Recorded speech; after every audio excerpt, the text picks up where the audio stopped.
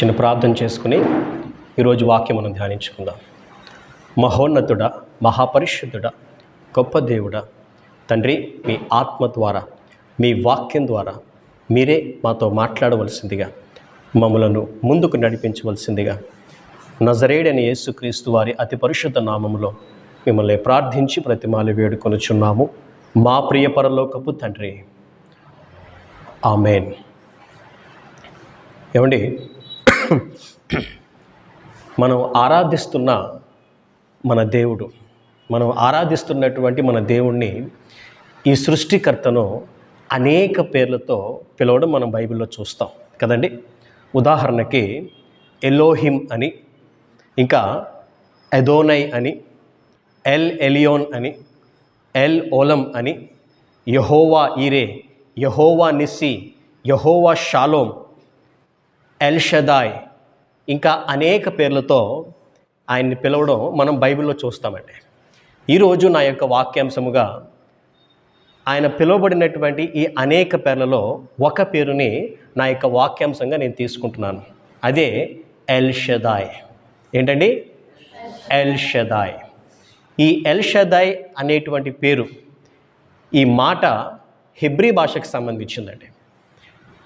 ఈ యొక్క ఎల్ షదాయ్ అనే పదానికి అర్థం ఏంటంటే, ఎల్ అంటే గాడ్, దేవుడు. షదాయ్ అంటే ఆల్మైటీ, అంటే సర్వశక్తిమంతుడు అని అర్థం. ఎల్ షదాయ్ అంటే God almighty or the almighty God, అంటే సర్వశక్తి గల దేవుడు అనేటువంటి అర్థాన్ని ఇస్తుందండి. మొట్టమొదట బైబిల్ గ్రంథంలో ఈ ఎల్ షదాయ్ అనేటువంటి పేరు ఎక్కడుంది అని అంటే, ఆదికాండము 17వ అధ్యాయము 1వ వచనంలో ఈ మాట మనం చూడగలుగుతాం. ఆదికాండము 17వ అధ్యాయము 1వ వచనము. అబ్రాము 99 ఏండ్ల వాడైనప్పుడు యెహోవా అతనికి ప్రత్యక్షమై, నేను సర్వశక్తి గల దేవుడను. చాలండి. ఇక్కడ సర్వశక్తి గల దేవుడు అంటేనే ఎల్ షదాయ్. తెలుగు బైబిల్లో ఈ ఎల్ షదాయ్ అనే పదాన్ని సర్వశక్తి గల దేవుడిని ట్రాన్స్లేట్ చేశారు. ఉదాహరణకి మనం ఇంగ్లీష్ బైబిల్లో ఇదే మాట మనం చదువుకున్నట్లయితే, in the English Bible Genesis chapter 17 verse 1లో ఇదే మాట ఏ విధంగా రాయబడిందంటే, when Abram was 99 years old, the Lord appeared to Abram and said to him, I am God Almighty. ఈ ఇంగ్లీష్ బైబిల్లో I am God Almighty అనే చోట ఒక నెంబర్ ఉంది, 8 అని. కింద ఫుట్ నోట్లో ఏం రాయబడిందండి? అక్కడ హీబ్రూ ఎల్ షదాయ్. సో దేవుడు తన్ను తాను అబ్రాముతో ఏమని ఆయన పరిచయం చేసుకున్నారండి? నేను ఎల్ షదాయ్, నేను సర్వశక్తి గల దేవుడను, ఐఎమ్ ద గాడ్ ఆల్మైటీ అని దేవుడు ఆయన పరిచయం చేసుకోవడం మనం చూస్తున్నాం. మరొక వాక్యం మనం చదువుకున్నట్లయితే, అదే ఆదికాండము 28వ అధ్యాయము, ఆదికాండము 28వ అధ్యాయంలో మరొక చోట కూడా సో ఈ ఎల్ షదాయ్ అనే పదం మనం చూడగలుగుతాం. సో ఇన్ ద ఇంగ్లీష్ బైబిల్ని మనం చదువుకున్నట్లయితే, God almighty bless you and make you fruitful and multiply you that you may become a company of peoples. ఇక్కడ అగైన్ గాడ్ ఆల్మైటీ అని రాయబడింది. అక్కడ ఇక్కడ 5 అనే నెంబర్ రాయబడిందండి. కింద ఫుట్ నోట్లో మనం చూస్తే అగైన్ హెబ్రూ ఎల్ షదాయ్. ఇక్కడ మాత్రమే కాదండి, ఆ తర్వాత ఆదికాండము 35వ అధ్యాయము 11వ వచనంలోను ఇంకా అనేక చోట్ల ఈ ఎల్ షదాయ్ అనేటువంటి పేరును మనం చూడగలుగుతాం. సో ఈ విధంగా ఒక్క ఓల్డ్ టెస్ట్మెంట్లోనే ఎల్ షదాయ్ అనే పేరు 7 సార్లు, అదేవిధంగా షదాయ్ అనేటువంటి పేరు 48 సార్లు రాయబడడం కూడా మనం బైబిల్ గ్రంథంలో మనం క్లియర్గా చూడొచ్చు. ఓకే, ఇక్కడ కొంతమందికి ఒక సందేహం వస్తుంది. ఏమండి, ప్రత్యేకంగా ఎల్ షదాయ్ అనే పేరును ప్రత్యేకంగా మనం ఎందుకు ధ్యానించుకోవాలండి? అందులో ఉన్న ప్రత్యేకత ఏంటండి అని బహుశా కొంతమందికి సందేహం రావచ్చు. ఎందుకో ఇప్పుడు నేను మీకు చెబుతానండి. మనందరికీ తెలుసు, దేవుడు అబ్రాహాముతో ఆయన వాగ్దానం చేశాడు. ఆదికాండము 12వ అధ్యాయము 2వ వచనంలో దేవుడు అబ్రాహాముతో ఆయన ఏమని వాగ్దానం చేశారండి? 2వ వచనంలో, నిన్ను గొప్ప జనముగా చేసి నిన్ను ఆశీర్వదించి నీ నామమును గొప్ప చేయుదును, నీవు ఆశీర్వాదముగా నుందువు. దేవుడు ఇచ్చినటువంటి వాగ్దానం అండి ఇది. ఈ వాగ్దానాన్ని దేవుడు అబ్రాహాముకి ఇచ్చినప్పుడు ఆయన వయస్సు, అబ్రాహాము యొక్క వయస్సు 75 సంవత్సరాలు.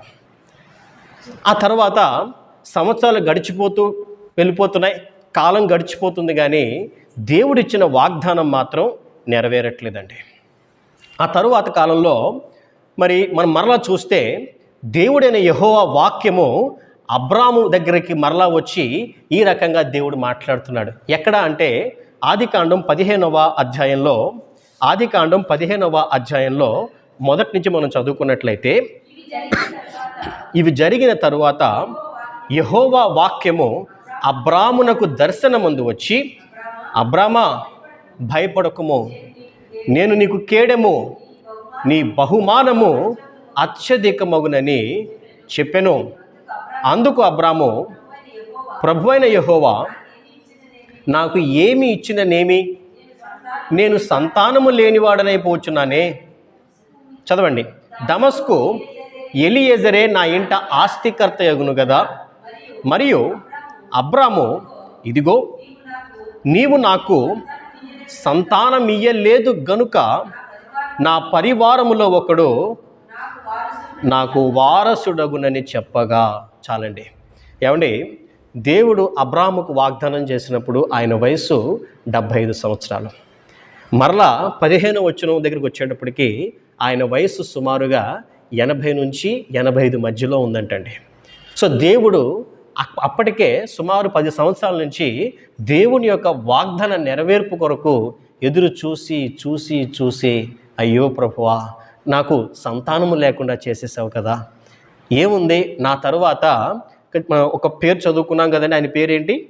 ఎలియేజరు అనే ఆయన ఆ తర్వాత నా ఆస్తి అంతటి మీద ఆస్తికర్తగా ఉంటాడు.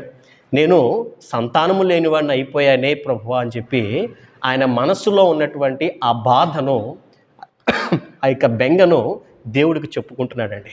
కానీ దేవుడు మాత్రం ఆయన ఇచ్చినటువంటి వాగ్దానాన్ని ఆయన మరలా గుర్తు చేస్తున్నాడు.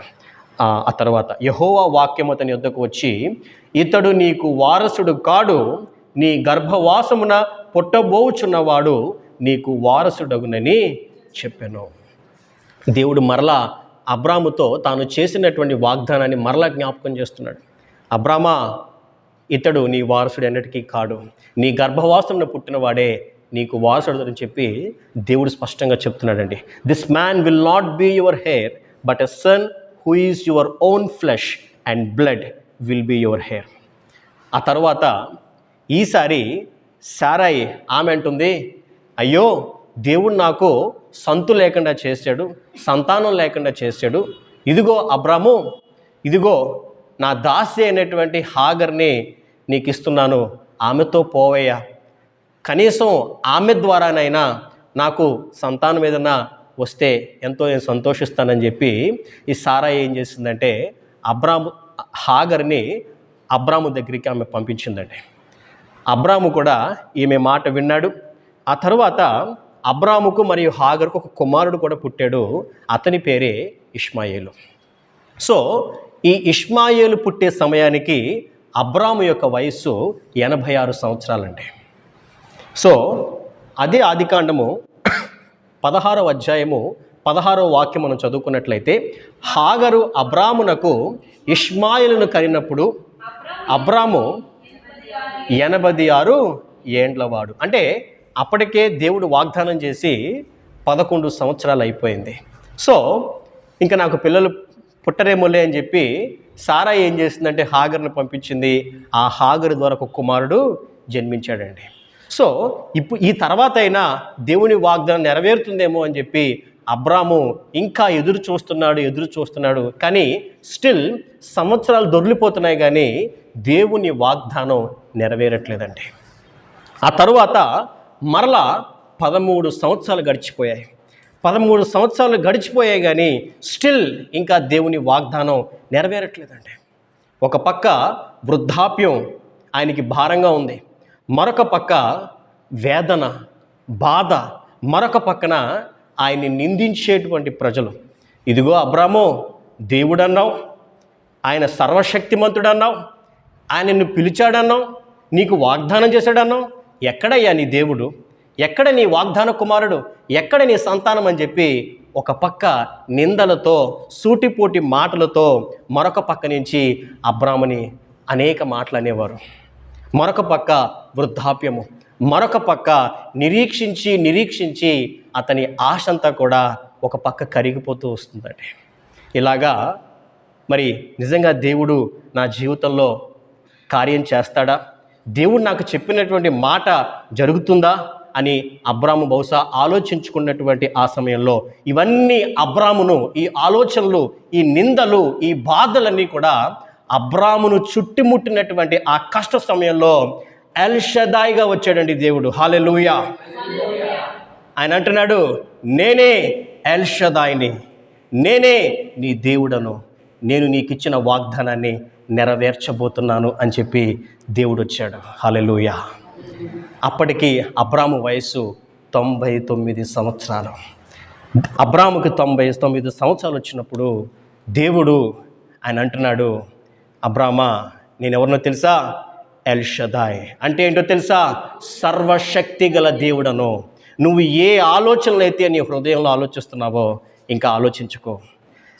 నేను చెప్పినటువంటి వాగ్దానం నెరవేరే కాలం వచ్చేసింది. వాగ్దాన కుమారుడు నీకు పుట్టబోతున్నాడని చెప్పి ఆయన చెప్పడం మనం బైబిల్లో చూస్తామండి. అదే ఆదికాండము 17వ అధ్యాయము ఫ్రమ్ 2 to 6 మనం చదువుకున్నట్లయితే, నాకును నీకును మధ్య నా నిబంధనలు నియమించి నిన్ను అత్యధికముగా అభివృద్ధి పొందించదనని అతనితో చెప్పాను. అబ్రాము సాగిలపడి ఉండగా దేవుడు అతనితో మాట్లాడి, ఇదిగో నేను నియమించిన నా నిబంధన నీతో చేసి ఉన్నాను. నీవు అనేక జనములకు తండ్రి వగుదువు, మరియు ఇక మీదట నీ పేరు అబ్రాము అనబడదు, నిన్ను అనేక జనములకు తండ్రిగా నియమించుతుని గనుక నీ పేరు అబ్రాహాము అనబడును. చాలండి. దేవుడు అంటున్నాడు, నేనే ఎల్ షదాయ్. అబ్రామా, ఈ రోజు నుంచి నీ పేరు అబ్రాము కాదు, నీ పేరు అబ్రాహాము. నిన్ను అనేక జనులకు తండ్రిగా నియమించబోతున్నానయ్యా. నీ గర్భవాసం నుంచి వాగ్దాన కుమారుడు వస్తున్నాడు, అనేక మంది రాజులు వస్తారు నీ గర్భవాసంలో నుండి అని చెప్పి దేవుడు అబ్రాహాముతో ఈ రీతిగా చెప్తున్నాడండి. పక్కనే సారమ్మ చూస్తుంది, పక్కనే సారమ్మ వింటుంది.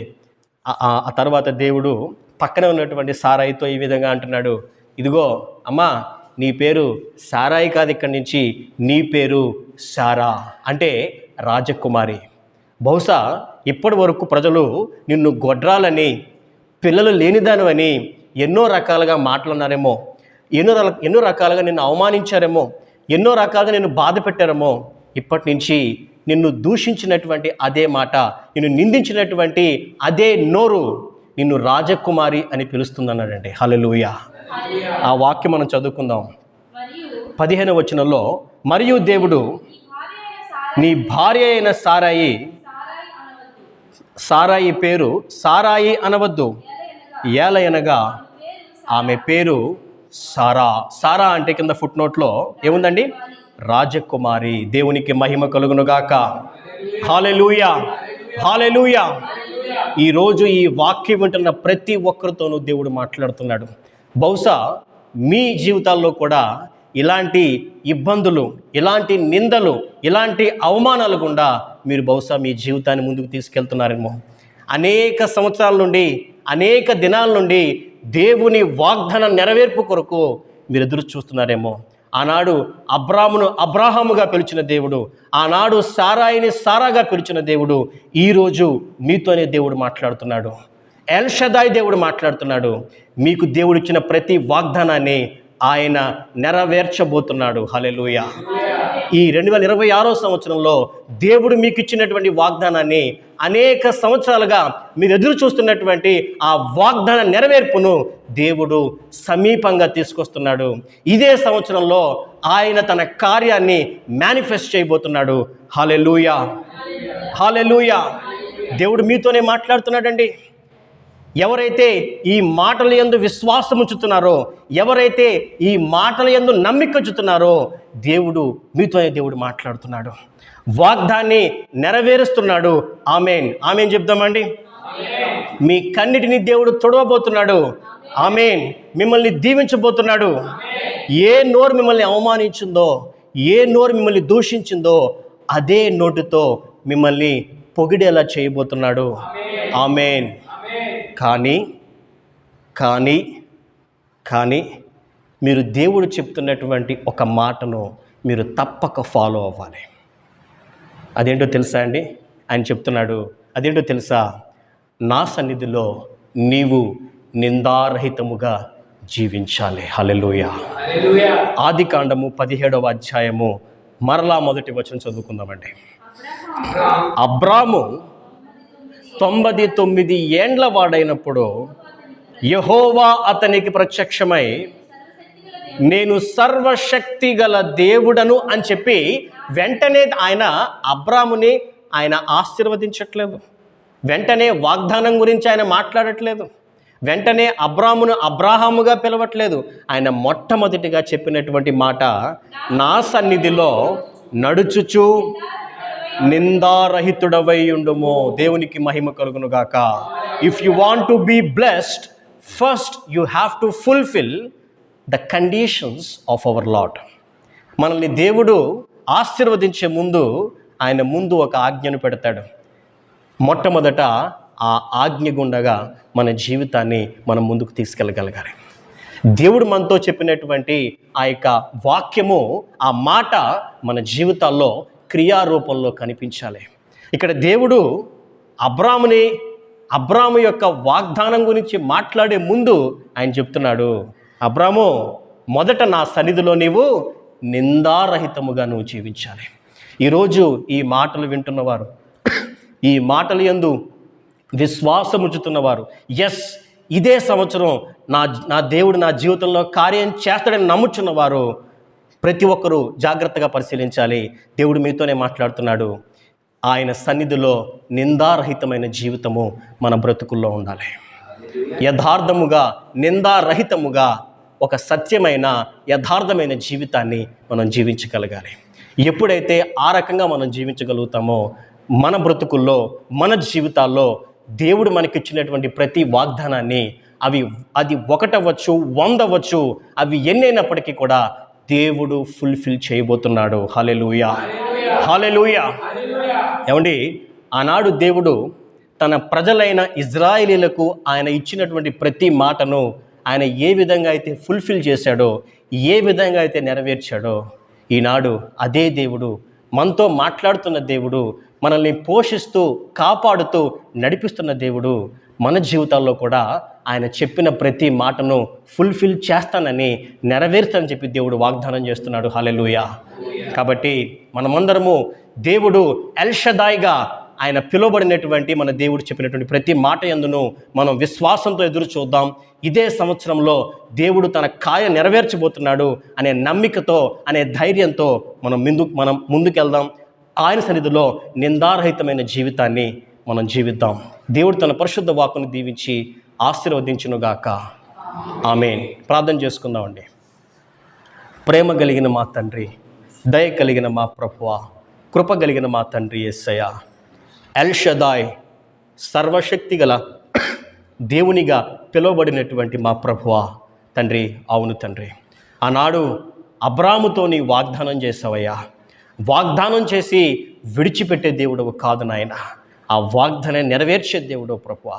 ఆనాడు నీవు అబ్రాముకి ఇచ్చినటువంటి మాటను ఈనాటికి నీవు నెరవేరుస్తూనే ఉన్నావు ప్రభువా తండ్రి. మేము కూడా మీ సన్నిధిలో నిందారహితముగా జీవించగలిగే భాగ్యాన్ని మా అందరికీ నీ దయచేయండి. ఎందరైతే ఈ వాక్యాన్ని వింటున్నారో, ఎందరైతే వారి జీవితాల్లో ఎన్నో ఇబ్బందులు గుండా, సమస్యల గుండా, బాధలు గుండా వారు జీవితాన్ని ముందుకు తీసుకెళ్తున్నారు నాయన. ప్రతి ఒక్కరిని నీవు చూస్తున్నావు.